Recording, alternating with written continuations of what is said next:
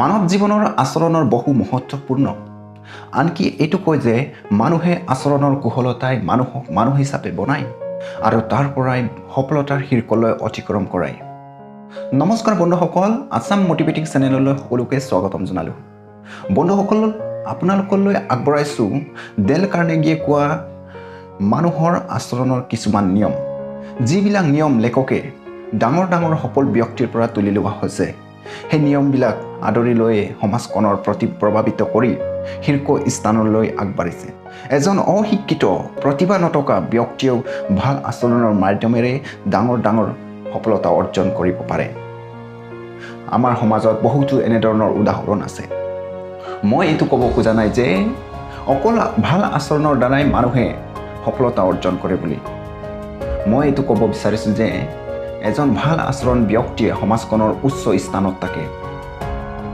বলক তেনেহ'লে আজি জানিম আমি প্ৰতিভাশালী ব্যক্তিৰ সমাজৰ মানুহক প্ৰভাৱিত কৰাৰ কিছুমান নিয়ম।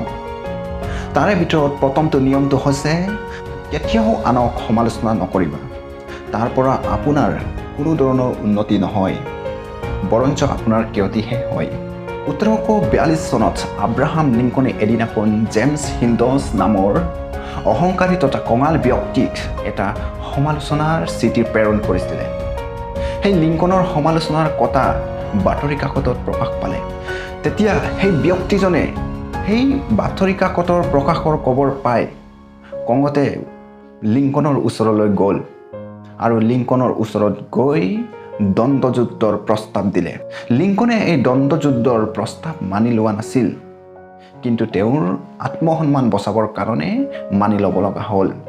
এদিনাখন সিহঁতৰ দুজনৰ যুদ্ধ, এই দ্বন্দ্বযুদ্ধটো মিছিছিপি নদীৰ কাষত মুখামুখি হ'ল। সিহঁতৰ দুজনৰ এজনৰ মৃত্যু নিশ্চিত আছিল, কিন্তু সিহঁতৰ মিত্ৰসকলৰ উদ্ধাৰৰ ফলত যুদ্ধখন সমাপ্ত হ'ল। এই ঘটনা লিংকনৰ জীৱনৰ সবাতোকৈ দুখৰ ঘটনা। কিন্তু এই ঘটনাৰ পৰা তেওঁ শিকিলে যে জীৱনত ভুলতো আনক সমালোচনা নকৰিবা। তাৰ পৰত আপোনাৰ এই সমালোচনাৰ মুখামুখি হ'ব লাগিব। যদি আপুনি আনক সমালোচনা কৰে তেনেহ'লে সেই ব্যক্তিও আপোনাক সমালোচনা কৰিব। আৰু 2 নম্বৰটো হৈছে আনক সঁচাকৈ প্ৰশংসা কৰক আৰু সফলতা পাওক। মানুহৰ কাৰ্যৰ লগত কিবা নহয় কিবা আশা থাকে। সেই আশা স্থায়ী হওক বা অস্থায়ী হওক, এই সংসাৰক কাৰোবাক এটা উপায়েৰে যিকোনো কাম কৰাব পাৰে। সেই উপায়টো কি? সেই উপায়টো হৈছে প্ৰশংসা কৰি ইচ্ছা জাগৃত কৰা। সকলো মানুহে জীৱনত বহুতো ইচ্ছা থাকে, তাৰ ভিতৰত এই ইচ্ছা সকলোৱে একে হয়। সেয়া হৈছে মহান হোৱাৰ দৃঢ় ইচ্ছা। প্ৰতিটো মানুহে মনৰ ভিতৰত এইটোৱে লাগে যে তেওঁক কোনোবাই প্ৰশংসা কৰক, তেওঁক কোনোবাই ভাল পাওঁ। সেইকাৰণে আপোনালোকেও যদি সমাজখনৰ মানুহৰ মন জিনিব বিচাৰে তেনেহ'লে মানুহক প্ৰশংসাৰ সূত্ৰ প্ৰয়োগ কৰক। তাৰপিছত 3 নম্বৰ নিয়মটো হৈছে সন্মুখৰ মানুহজনৰ কথা মনোযোগ দিয়া শিকক। আনক আনন্দ কৰাটোৱে সকলো কলাৰ মালা হয়। যিসকল ব্যক্তি আনৰ ঠাইত মনটো ৰাখি চিন্তা কৰিব পাৰে, আনৰ দৃষ্টিকোণত চাই বুজি ল'ব পাৰে, সেই ব্যক্তিয়ে সমাজখনত সোনকালে সফলতা অৰ্জন কৰিব পাৰে। আমাৰ সমাজত বহুতো ব্যক্তি আছে, বহুতো মানুহ আছে যে অকল নিজৰ স্বাৰ্থ পূৰণৰ কাৰণে জীয়াই আছে। কেতিয়াবা সন্মুখৰ ব্যক্তিজনে বিপৰীতমুখীভাৱে কিবা ক'লে তেতিয়া সেই ব্যক্তিসকলে কয় যে মানুহে মোক বুজি নাপায়, মোৰ কথা কোনেও বুজিবলৈ চেষ্টা নকৰে। সেই ব্যক্তিয়ে অকল নিজৰ দৃষ্টিকোণৰ পৰা সেই কথা কৈছে, তেওঁ কেতিয়াও আনৰ দৃষ্টিকোণত চাই সেই কথা কোৱা নাই। সমাজত এনেকুৱা বহুতো অভিভাৱক আছে যিসকলে ল'ৰা ছোৱালীৰ কথা মনৰ কথা বুজি নাপায়, ল'ৰা ছোৱালীক অকল শাসন কৰি ৰাখে, সিহঁতৰ মনৰ কথা বুজিবলৈ চেষ্টা নকৰে। এজন ল'ৰা আছিল, সেই ল'ৰাজনক স্কুলতো শিক্ষকসকলে এনেকা ভয় খুৱাই পঢ়ায়, নানা ধৰণৰ গালি দিয়ে। তেনেধৰণে ঘৰতো সিহঁতক ব্যৱহাৰ কৰে, মা দেউতাকে এনেকাই সিহঁতক ভাই ভনীসকলে ব্যৱহাৰ কৰে। সদায় চিঙৰি কথা কয়। কোনোবাই কয় সোনকালে খাওক নহ'লে মাৰ খাব, কোনোবাই কয় জল্দি খাই কিনি ডাঙৰ হওক, মজবুত হওক, তেনেধৰণৰ নানা ধৰণৰ আমনি কৰে। তেতিয়া আপোনালোকে ভাবক সেই ল'ৰাজনৰ মানসিক পৰিস্থিতি কেনেকা হয়। সেই ল'ৰাজনৰ কিংকিঙীয়া স্বভাৱ, কঙাল, এনেধৰণৰ সিহঁতৰ নানা ধৰণৰ সমস্যাই দেখিবলৈ পোৱা যায়। মই এই সকলো কথাবিলাকৰ পৰা আপোনালোকক এইটোৱে ক'ব বিচাৰিছোঁ যে সৰ্বপ্ৰথমে সন্মুখৰ মানুহজনক দৃষ্টিকোণ বুজি কাম কৰাৰ দৃঢ় ইচ্ছা জগাওক। যিজনে এই কাম জীৱনত কৰিব পাৰিব তেওঁ এই সংসাৰ সেই মানুহজনৰ হাতৰ মুঠিত থাকিব। তাৰপিছত শেষৰটো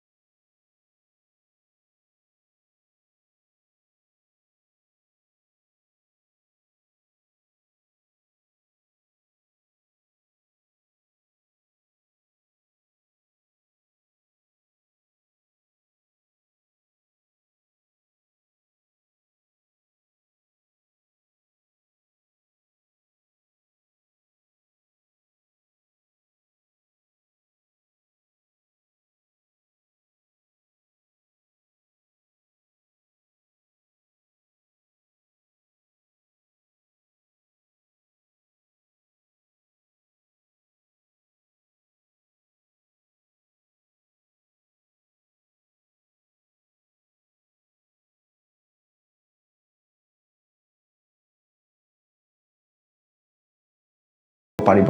জয় আই হোম।